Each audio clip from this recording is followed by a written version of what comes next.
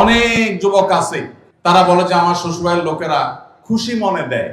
ভালো করে শুনে রাখেন, ঘুষখোর সেও বলে খুশি হয়ে দিস, যৌতুকখোর সেও বলে বেহিসাব খুশি হয়ে দিস। এই সমস্ত ভিখারীদেরকে ধরে ধরে আস-সুন্নাহ ফাউন্ডেশন ইফতার প্রজেক্টের জন্য পাঠিয়ে দিবেন।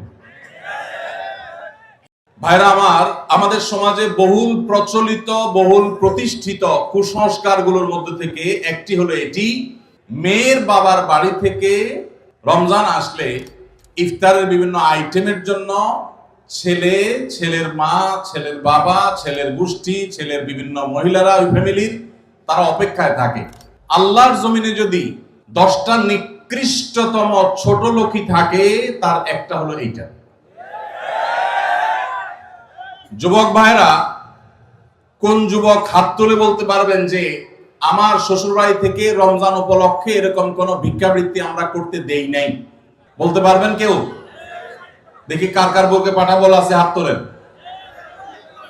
হয় নাই যাদের। বাবাজি আপনি হাত তুলছেন, আপনাদের আমল তো এগুলো ছিলই না, আপনি হুদাই ক্রেডিট নিচ্ছেন কেন? এগুলো তো নতুন, আমাদের দেশে নতুন ফিতনা শুরু হয়েছে। এই দাঁড়িয়েলা ভাই, আপনি হাত তুলছেন কি বুঝে? বলেন বলেন কি বুঝে হাত তুললেন? আপনার শ্বশুরবাড়ি থেকে ইফতার আসে নাই? গরিব তারা, মানে কারণ কি? ভাইয়েরা আমার, এদেশ থেকে যৌতুককে ওলামায়ে কেরাম মিম্বর থেকে, মাহফিলের মঞ্চ থেকে ঝেঁটিয়ে বিদায় করেছেন, আলহামদুলিল্লাহ। যৌতুকের অভিশাপ থেকে এদেশকে মুক্ত করেছেন ওলামায়ে কেরাম। এক চেটিয়া অবদান এদেশের ওলামায়ে কেরামের এই কাজটা। যৌতুক চলে গেলে কি হবে? ইফতারের নামে যৌতুক এখনো বাকি আছে, এইটা আমাদের দূর করতে হবে কি হবে না? অনেক যুবক আছে, তারা বলে যে আমার শ্বশুরবাড়ির লোকেরা খুশি মনে দেয়। ভালো করে শুনে রাখেন, 2 নম্বরের অপর নাম হলো এখন খুশি মনে দেওয়া। ঘুষখোর সেও বলে খুশি হয়ে দিস, যৌতুকখোর সেও বলে বেহিসাব খুশি হয়ে দিস। শুধু খুশি হয়ে না, জোর করেও দেয়।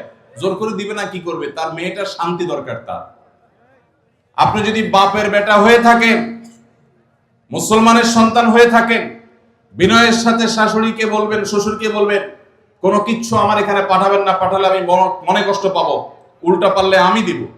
একটা কথা আমি সবসময় বলি ভাই, একটা মেয়েকে কষ্ট করে গর্ভধারণ করা, জন্মের পর থেকে নিয়ে তাদেরকে পড়ালেখা ভরণ পোষণ দিয়ে বড় করে যখন সে সার্বিকভাবে একজন পূর্ণাঙ্গ মানুষে পরিণত হয়েছে, সুশিক্ষিত হয়েছে, সুস্থ সবল হয়েছে, সুঠামদেহী হয়েছে, তখন তাকে ছেলে পক্ষের হাতে তুলে দেয়।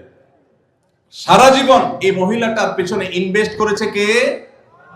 তার বাবা মা। আর ভোগ করছে কে? স্বামী এবং স্বামীর ফ্যামিলি। ঠিক না ভাই? ঠিক।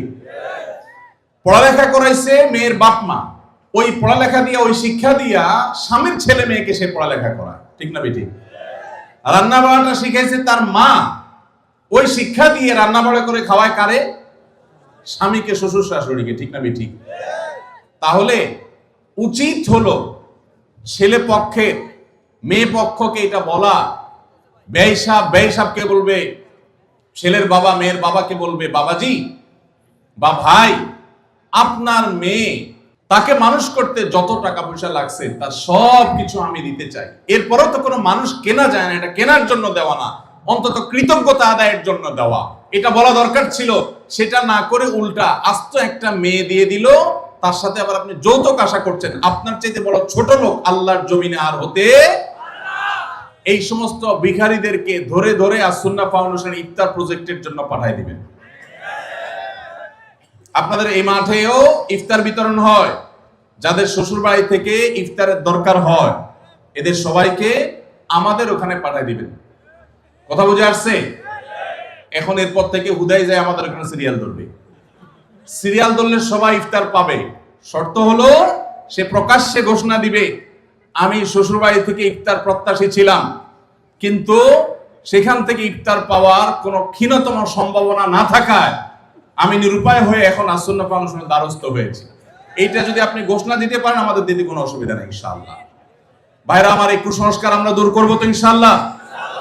খুশি মনে বলতে কোনো কিচ্ছু নাই, খবরদার। মেয়ে পক্ষ যদি ইফতার পাঠায়, ছেলে পক্ষ পাঠায় না কেন? মেয়ে পক্ষ যদি 2 আনা পাঠায়, ছেলে পক্ষ 4 আনা পাঠানো উচিত।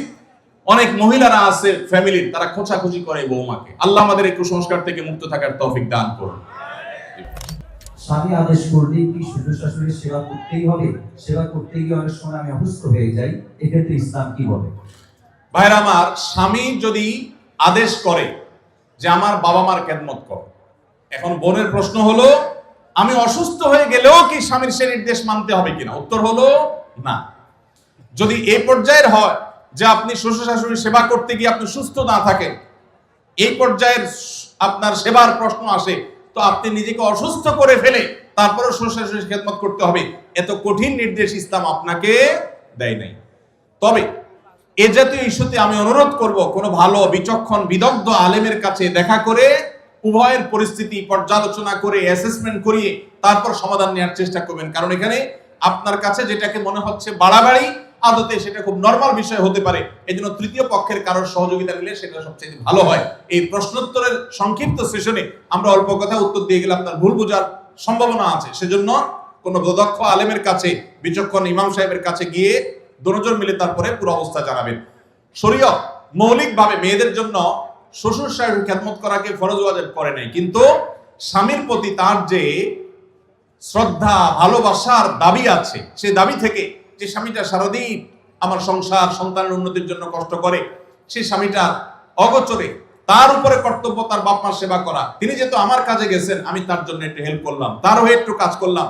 তাছাড়া মা বাবার মতো বয়সী মানুষ, তারা যখন আশেপাশে তাদের সেবা করার মানসিকতা থাকা দরকার। কিন্তু সেই সাথে এটাও ঠিক যে আমাদের সমাজে অনেক শ্বশুর শাশুড়ি আছে আস্ত জোয়ান তাগড়া সুস্থ সবল, এরপরও সে আশা করে বসে থাকে বৌমা সব করে দিবে।